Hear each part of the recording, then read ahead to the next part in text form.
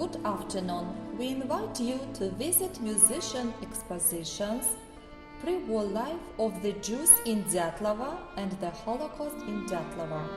We thank the fund Remembering Litworks Inc.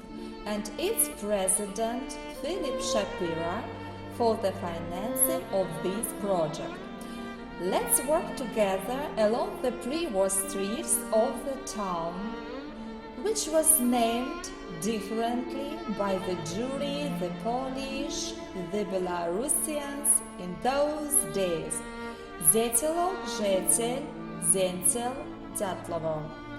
The first representatives of the Jewish nation appeared in Dyatlova in the 16th century.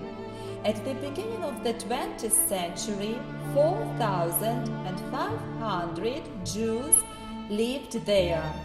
Under blue and peaceful sky, the Jews in Dyatlova developed industrial and commercial enterprises, honey factories, stores, chemists, small cafes. A famous scientist, Arkady Smolich, wrote in this book the geography of Belarus. To the north of Slonim, in the hilly area, there is an industrial place, Dyatlova. In general, this place is commercial and rich. The population is about 5,000 people. In 1867, in the town there was a wooden synagogue and four prayer houses. A brick building was built later, which preserved of these days. It should be noted that Dyatlova has presented to the world some famous Jewish preachers. One of them is Yaakov Kranz, a preacher who was well known as Maggid from Dubna. Rabbi Yaakov had traveled around the cities of Lithuania, Poland, Belarus, and Germany for a long time. He performed in synagogues in front of local Jewish communities, and as a result he became a wonderful public speaker and invented a special style of interpretation of the Holy Scriptures, parable. Another outstanding personality, Hafetz Haim, a Talmudist, one of the Orthodox Jewish leaders of New Time. He is a founder of famous yeshiva in Radom, the author of books about the sinfulness of slander, about essence of charity.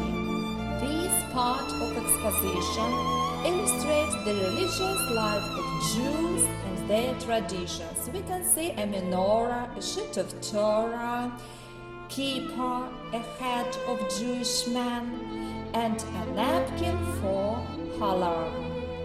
Here we also exhibit the portraits of famous rabbis in Dyatlova who were teachers and guardians in Jewish communities in Dyatlova. In our town was a fairly active social and commercial life.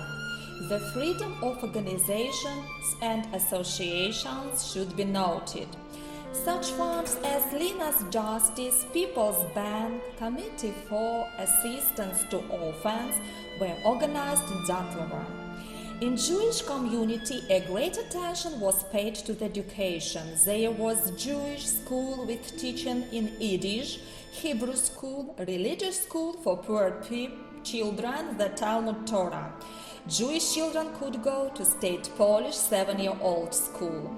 There was School of Culture, a community for upbringing poor Jewish girls and teaching them housekeeping.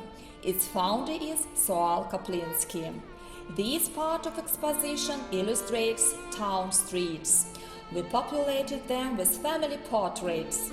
A children writer, Avram Obnitsky, lived in our town. In the town, modern cinema was demonstrated periodically. Jewish drama circle performed its plays.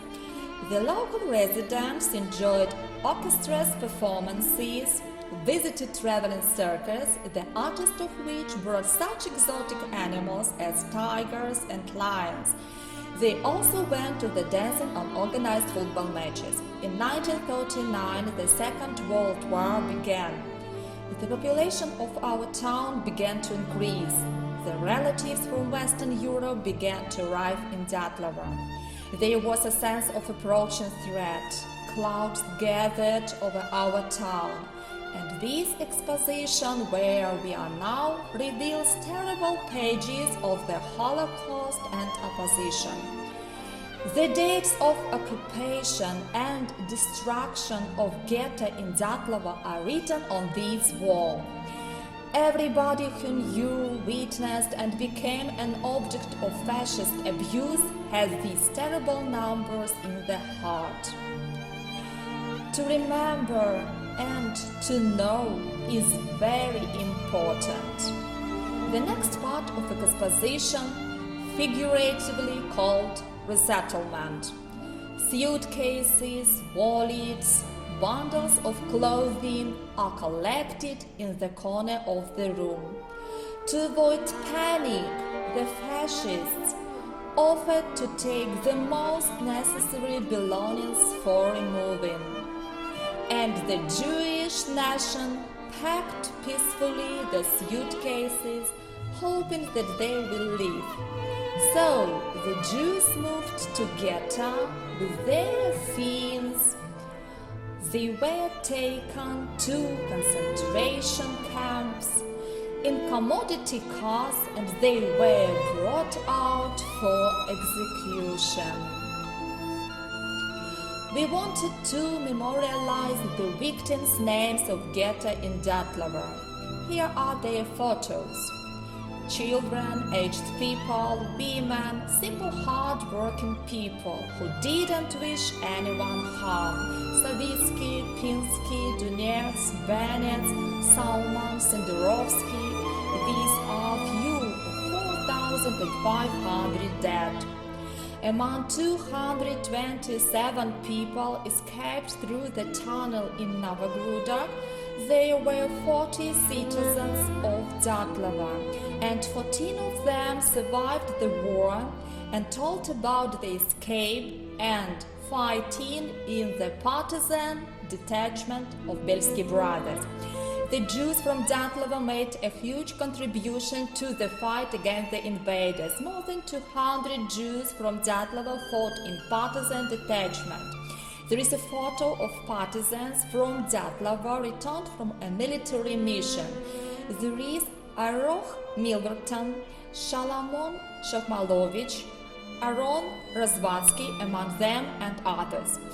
Often groups of the Jews escaped from ghetto, organized Jewish partisan detachments which in future lost their independence and joined mixed formation of Soviet partisans. In Diatlova region was a partisan detachment headed by Gregory Kaplinsky. Kavensky Elia Gershovich fought like a hero. Israel Bussel served in the partisan detachment fighting. Headed by Bahonin, he engaged in composing explosive compounds with the partisans used during Blaiston operation. According to the memories of Shalom Gerling, he invented the mine. One of the Jewish opposition hero is Yoskel Atlas, a doctor and a commander. Shlomo Marcus and Avram Alpert were doctors in Diatlova in that time. They were partisans too. More than 100 Jews from Diatlova organized a partisan detachment, Zetselsky Battalion, headed by Green and Gerling. Underground activity in ghetto conducted by Dvoretsky and Filon. We received personal things of Yoskel Atlas for temporary storage, which were founded during the reviewal of these remains. The last part of exposition tells us about the returning of the descendants of the survived Jews to their roots.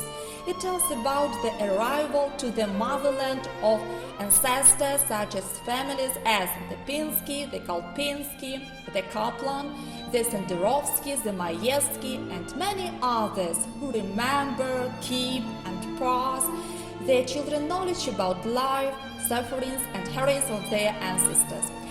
Our museum continues research work, and we welcome new visits, new memories, new artifacts. We welcome visits and are waiting for those who aren't indifferent to this topic.